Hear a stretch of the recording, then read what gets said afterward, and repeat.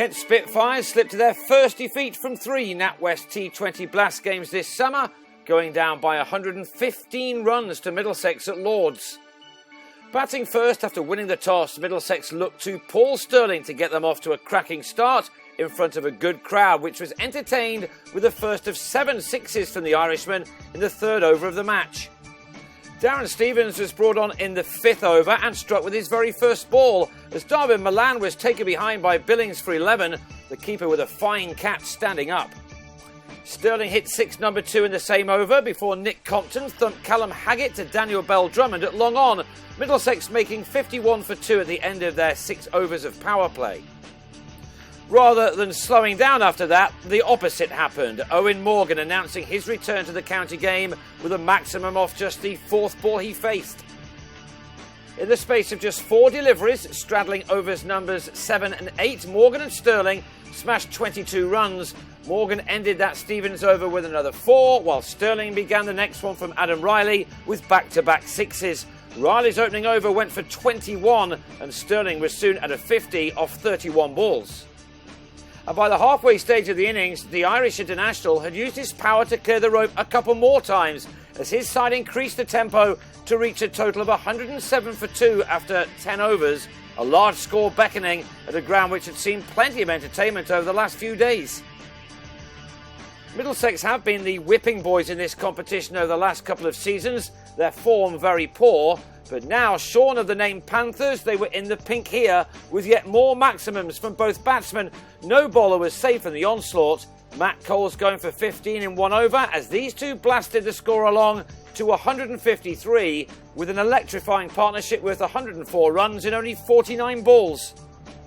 Stirling looked good for a sensational century as he moved on to 90, beating his previous best 20 over score of 82 not out.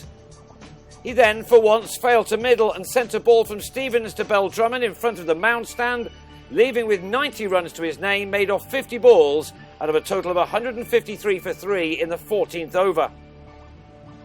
Morgan, though, wasn't quite done yet, and the 10th six of the match soon had him at a 50, made off only 24 balls. Kent somehow needed to peg things back.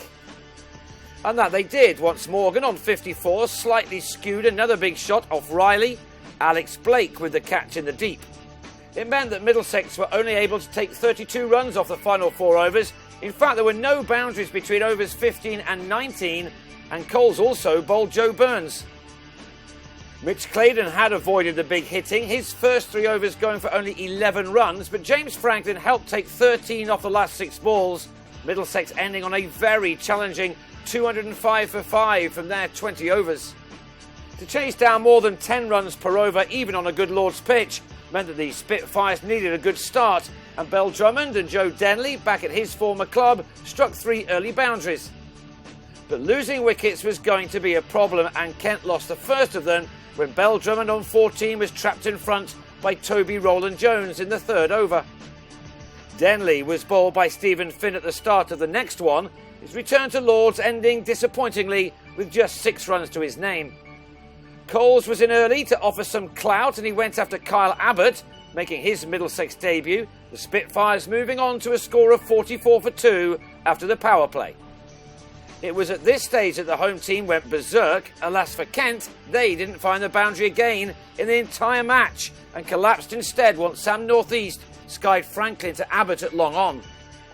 Next ball, Coles, who top scored with 20, was bowled by the former Kiwi international to leave Kent on 56 for 4. They fought back brilliantly to beat Hampshire last week, but this time Kent just kept losing men.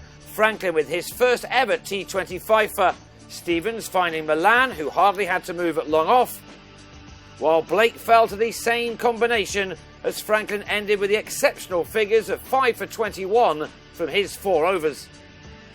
Billings gave him the last of his wickets, dragging a slower ball out to Abbott, the home side missing nothing in the field as the Spitfires were now brought back to earth with a total on 78 for 7. Stirling's exceptional match was made even better as he took 1 for 22 from his 4 overs. Haggett bowled for a couple before the game was finished off in the 15th over, with Australian Nathan Souter grabbing 2 wickets in 4 balls on his T20 debut. The leggy had Claydon stumped with his second delivery in Middlesex colours.